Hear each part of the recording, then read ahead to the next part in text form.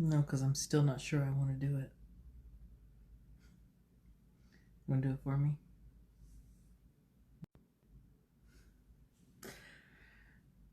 What's up, YouTube? How are you? It's your girl, Riley Knox. I have gone back and forth with whether I want to talk about what I'm about to talk about, but after some soul searching and after some conversation with friends, I have decided to talk about it. And I am usually not this, I'm usually more private than this, but I felt like it almost feels inauthentic not to talk about this because it is something that is so personal. But because it's so personal, it almost feels like I want to just keep it to myself, but I'm going to talk about it today. I have gone weeks and weeks wondering whether I should talk about it, but here we go. All right. Make sure that you are subscribed to my channel if you're not already. Let's get into it. Well, I just had probably the most life-changing thing happen to me. Literally, every day I'm still trying to process it, but it is quite life-changing. I'm going to try to get through this without crying. Because Lord knows I've cried enough in the last few weeks to last me the rest of my life. I've got the tissue close by just in case. So here's a bit of a backstory. I did not grow up with my father, and I probably my entire life always wish I knew him, always wondered where he was, um, wondering if he was thinking about me like I was thinking about him, which was every night. Oh God, this can't start already. Okay. All right. Here's a bit of a backstory. Well, the story is my parents were never together. And before you please reserve all your judgment because this was a very long time ago. This was 4 decades ago, actually. It just is what it is. My parents were together one time and had me, from what I understand. But I didn't grow up knowing my father. And at the time that I was conceived, he was married. And this, um, I met him once that I can remember when I was 12. And I met him a second time when I was around 23, 24. And it was before I transitioned. Um, and so I just always wondered what my relationship with my father would have been like. I always wondered how my life would have been different had I grown up with my father. And like anybody, I always wanted to know because obviously I knew my mother, but I didn't know my father at all. And so at 24 years old, I did meet him. And well, for the second time that I can remember. And it was like looking in the mirror because I don't look like my mother and I don't really look like anybody from my mother's side of the family, but I always wondered who I look like. And I look like my father, like spitting image of my father. And right around the time that I met him, I was just about to transition. And I met my grandmother and I met my aunt, which is his sister. And they were very welcoming and very loving. And it was undeniable that I was his. um, but somehow lost touch with him. And that has been 20 years ago. And for 20 years, I have been looking for my father. For 20 years, I was wondering where he was. I remember hiring a private investigator to look for my dad. And they came back with old phone numbers and old addresses and had it all written on a piece of paper. And it was at some point I just kind of gave up looking for him because I thought I don't want to find out that he is not here anymore. And I regret that I didn't keep in touch. I regret that I didn't build a relationship with him when he was so kind to me that one time that I remember meeting him. Well, excuse me, the two times I met him, but the one that I really remembered, which was at 24. And so I just kind of gave up on it, and I thought about it and I cried about it a lot. I would think to myself, I know that my relationship with men probably would have been different had I had my father in my life. And I, try not to dwell on it too much, but just kind of accepted that that was just what it is, and that was what it was always going to be. And 3 weeks ago, I got, it's so odd to me because it was a Friday night, and I had a little bit of a emotional moment where I was like, I just know that if I said that same thing, like I know that my relationship with my dad would have been different had he been in my life.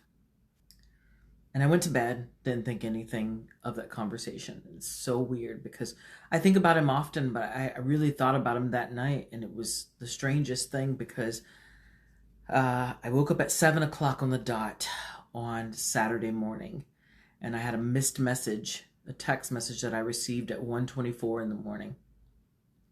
And the message read, "Hi, Riley. My name is Brandon. I am your cousin.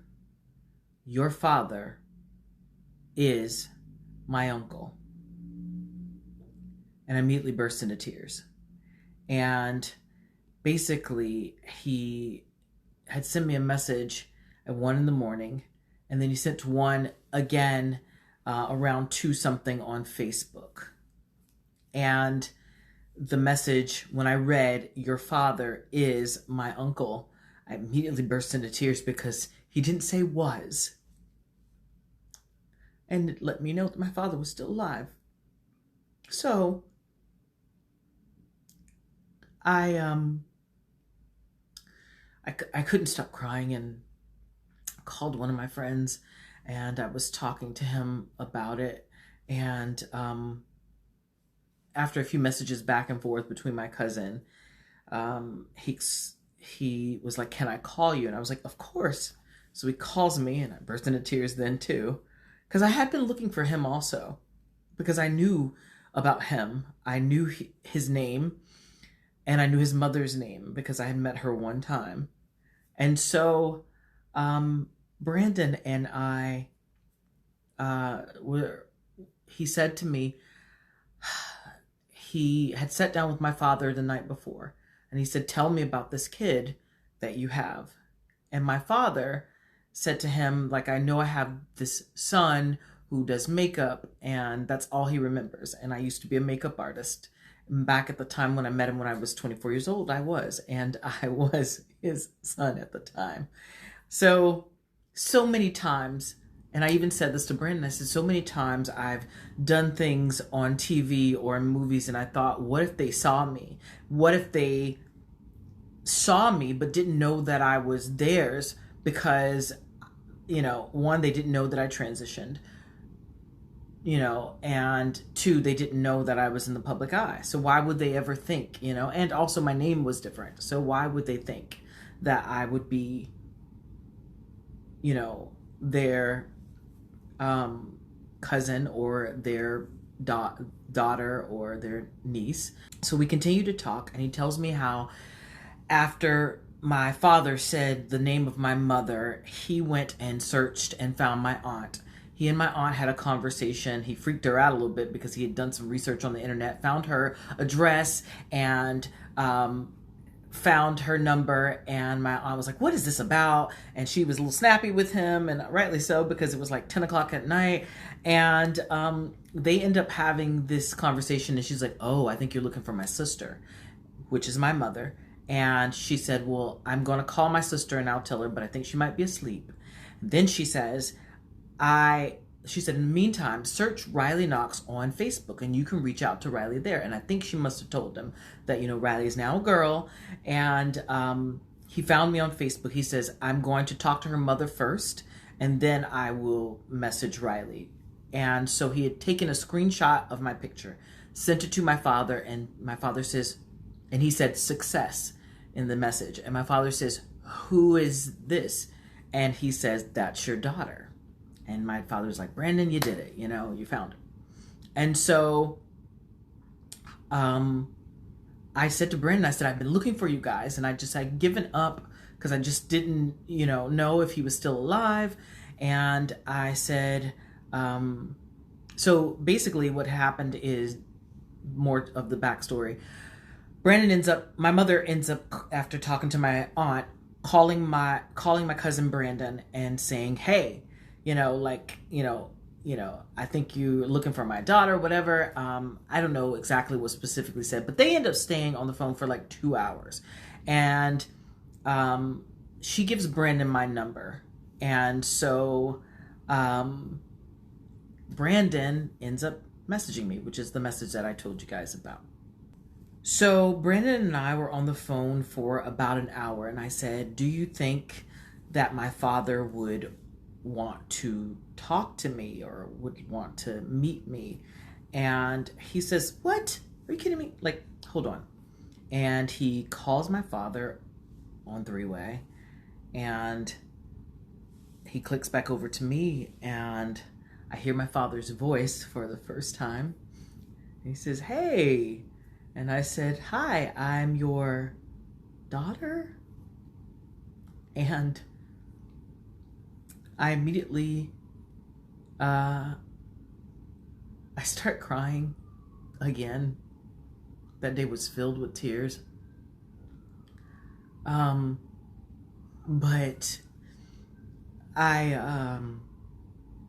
sorry. So I,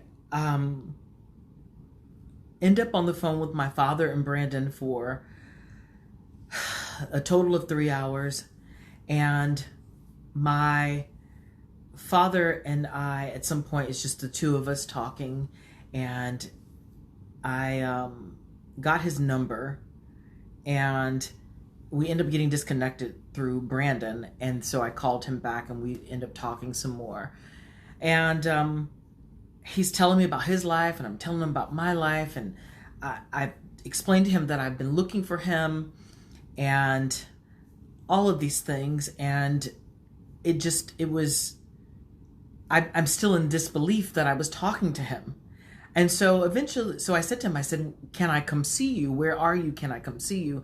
My dad lives in the same city as me, which is wild, but in another part of the city. And I said, can I come see you? And he says, well, I have a bunch of doctor's appointments today. He says, but you can more than welcome to see me tomorrow, and you can come whenever you want. And he tells me, I love you. I love you. I love you. And I say it back. And about an hour later, he calls me back and he says, hey, do you remember when you were really little, I came and saw you at your grandmother's house? I was raised by my grandmother. And he says, and I asked your grandmother, can I spend the night with you? And I held you the entire night. And I held you in my arms. And I gave your grandmother some money for you. And we sat on her porch and waved at the cars running by. Your grandma has a big, porch on the front of her house. And I was like, yeah, she does. And I was like, no, I don't remember that. Apparently I must have been only 2.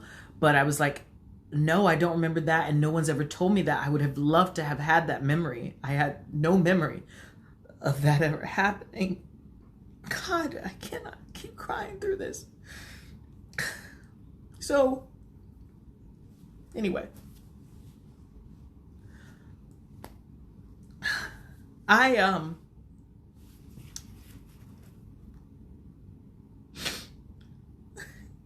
You guys don't understand. This has been my whole life. My whole life, I wanted to know my father. My whole life, I wanted to have his love. And you don't understand what this has felt like for me. So many nights I cried and cried and cried myself to sleep, wishing I had my father. And people would constantly ask me, like I would tell them about my mother and my sisters, and they were like, what about your father? And I'm like, I don't know. My father, I don't have a relationship with him. I've only met him a couple times, but my parents were never together. And so I was very nervous, but I was so excited. Because if you told me that I could come meet him that day, I would have. But I end up getting dressed the next day, which is Sunday. And my cousin Brandon said, I'm going to meet you there. He was going to go out of town, but he ended up staying because he really wanted to meet me. And so I thought he would meet me there, but I ended up meeting him there. And I get to my father's place, and he is sitting on his walker, like it's like you can sit on it. And he is by the elevator, and I see the back of him, and I'm like, I walk around and I look, and I'm like, I think it's him. And I said, what are you doing sitting here? And he says, hey.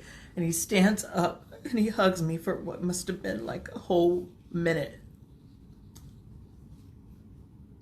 And I did not want to let go. And we go inside of his place, into his apartment, and I sit at his feet. And I kept staring at him, because it's like I waited my whole life to see his face, and it's like I'm looking at myself because I look so much like him. I have his nose, I look just like him. And he starts crying. I cry, I wipe his tears. He smells so good. He wears a lot of cologne. He smells really good, and he's very handsome. He has a white beard, and my cousin Brandon's not there yet. I beat him there. And so I eventually sit in the chair beside him. I brought him some flowers, and I put them in the vase that I got also. And we're just sitting there, and the nurse comes in, because he lives in an assisted living place for like seniors, and he's diabetic, and she comes in to give him his shot. He's like, oh, this is my daughter here. And I'm like, hi, nice to meet you, whatever. And my cousin Brandon eventually comes, and I hug him and for a long time, and we sit and we all talk. And eventually Brandon left. Well, not permanently. He went downstairs to get something. And I sat next to my father, and I said, let me ask you something. I said, how does it feel all these years to know, to have all these years thought I have a son out there, to now know you have a daughter? And he says, what do you mean, how do I feel? You're mine. I love you. Don't you ever forget that I love you. I don't care. He's like, you're my daughter. I love you. You belong to me. I waited my whole life to hear that.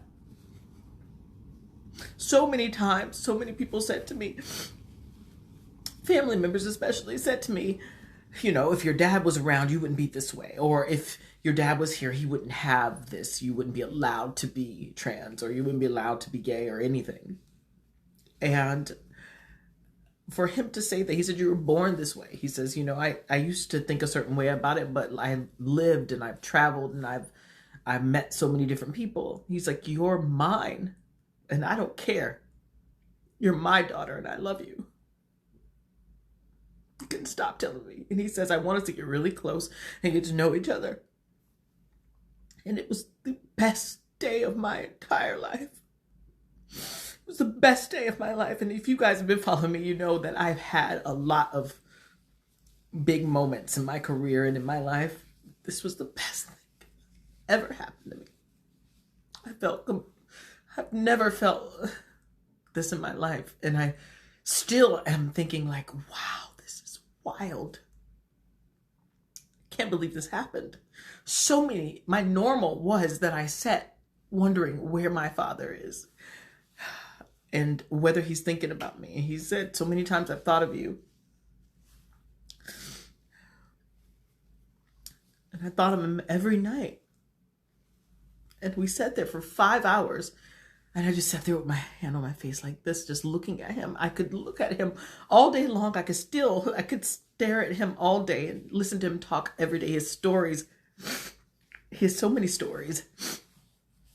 And he's telling me about his life. And he was married before, and he's divorced, and he had 2 kids who have passed on. One died at 5 months of meningitis that I almost died of at 28 years old. And he had one kid who he thought was his, who was found out wasn't his, and he ended up raising as his own.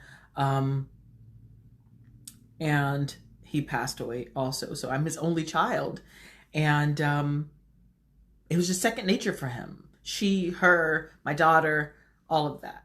And so I'm telling him about my life because my dad has no idea that, you know, I'm in the public eye and, or what I do. All these years, he just thought I was a makeup artist, and I've been a makeup artist since many, like decades. And I pull up on his TV and I show him, you know, things that I've done with Taylor Swift and just in general in my life. Hit the camera, sorry. In my life. And he's like, wow. He's like, I didn't know I had a celebrity sitting here beside me. And I was just like, whatever. And he looks at me, he's like, give me back my nose. And he, you know, I'm telling him about, you know, a little about my life, him and my cousin. And I'm just showing him stuff, and it was wild. It really was. And since then,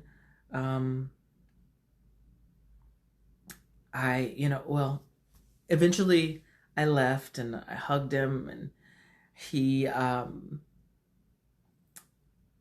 it was, I almost didn't want to leave. I was there for 5 hours. And so my cousin Brendan and I leave together. And so Brendan is driving me home, and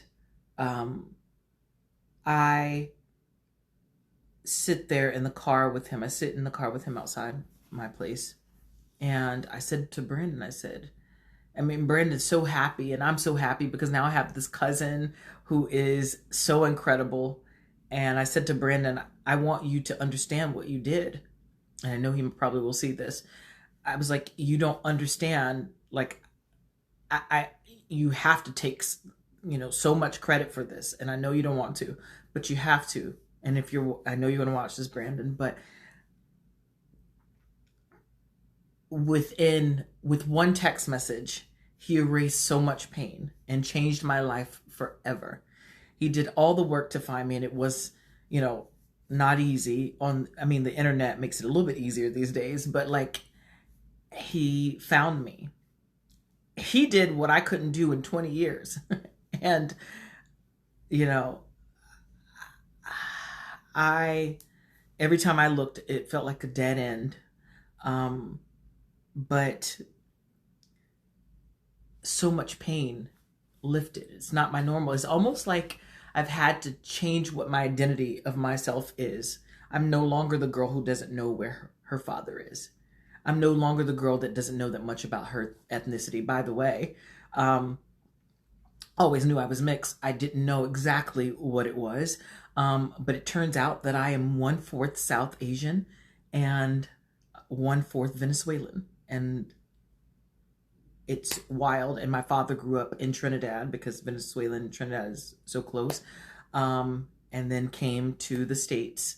And many years ago.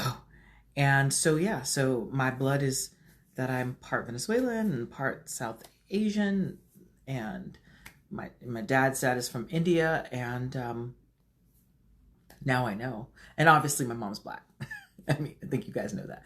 But it's nice to know all of these things. And I kept thinking like, oh, I'm going to do like 23andMe or Ancestry.com or all these things because maybe somebody will find me through that, and I'll find somebody who's related to me, and maybe that way I'll find my father. Turns out he's still right here in this city, and ironically almost moved very close to me because he asked me where I live, and I told him because he knows the city very well. And he almost ended up in the same neighborhood actually, and that would have been amazing. It still would be amazing if he was here. And so I just said to Brendan, like, I need you to understand what you did. We both cried, but I'm so happy to have him in my life alongside my father. The abundance of this is amazing. And so after that, my father and I talked every single day. And we've talked every single day. There's not a day has gone by. We talk twice a day, 2 and 3 hours a day. It's crazy because we have so much time, so much to catch up on and so make up for lost time. And I keep learning things about him and his life, and he keeps learning things about mine. And it's just so much, 44 years or 71 years of things that I want to know about him, and 44 years of him learning about me. And it's just amazing. And so I have been talking to him every single day for the last 3 weeks. And he cannot stop telling me that he loves me. He says to me, he says, you're my heart, and I'm not going to let anybody hurt you. And I love you. I love you. I love you. I say, I love you. And he said, I love you more. Can't stop telling me that I love you. And it is the biggest honor of my life.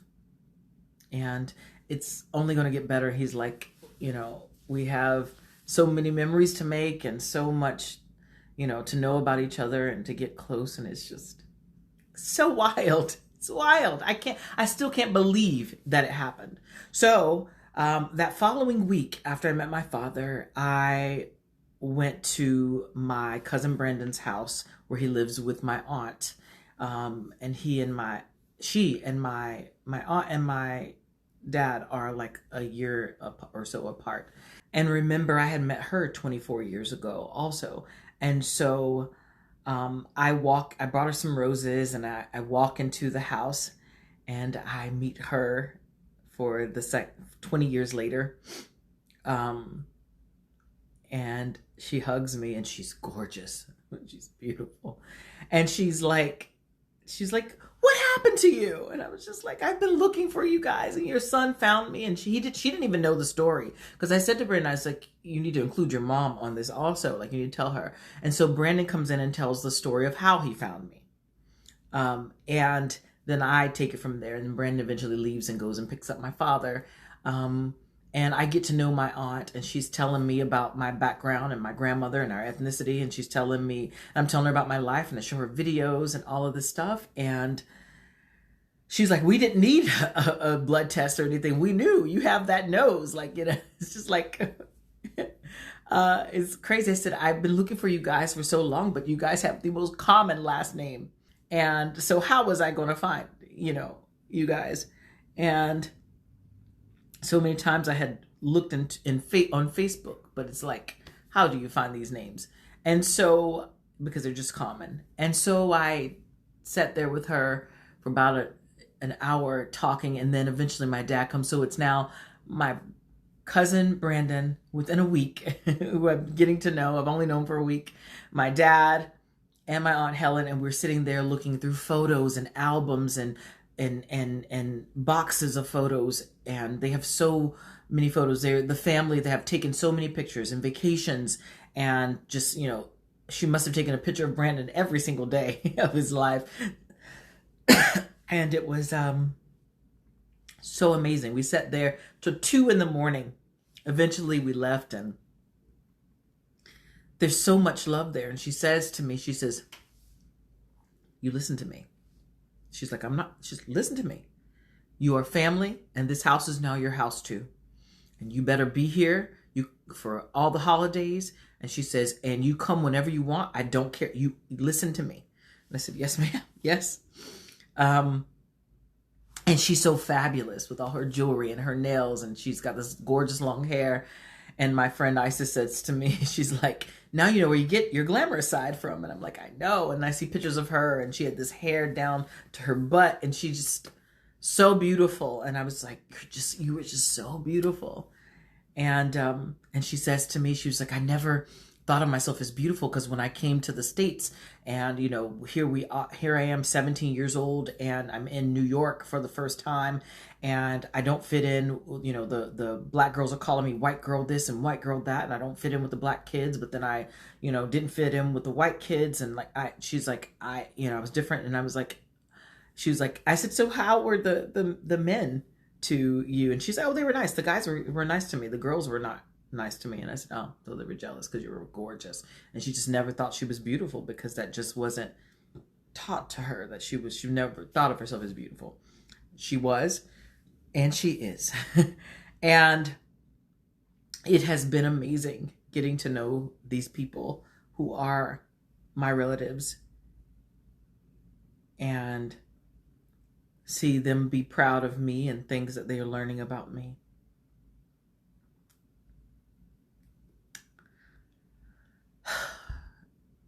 I am so excited for the future. I don't know. I can't even process. I still haven't processed it weeks later. And every time I've told the story to a friend, I have broke down into tears because so many years I cried tears of sorrow, and now it's tears of joy, all happiness, all love.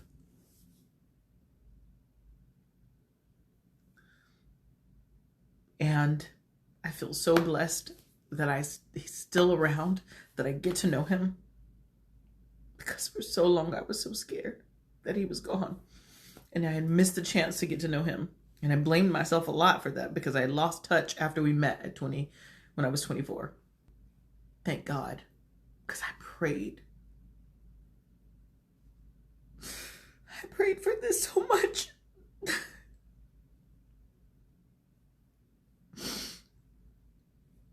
Dreams come true. Prayers get answered. God is real. And I'm sharing the story with you guys because it is something personal to me, but also I'm sure there are lots of people out there with a similar story. Every girl wants the love of her dad. And I now have it. I now have it.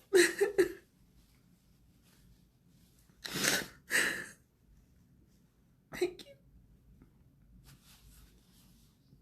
I can't end this video. I cannot end this video crying.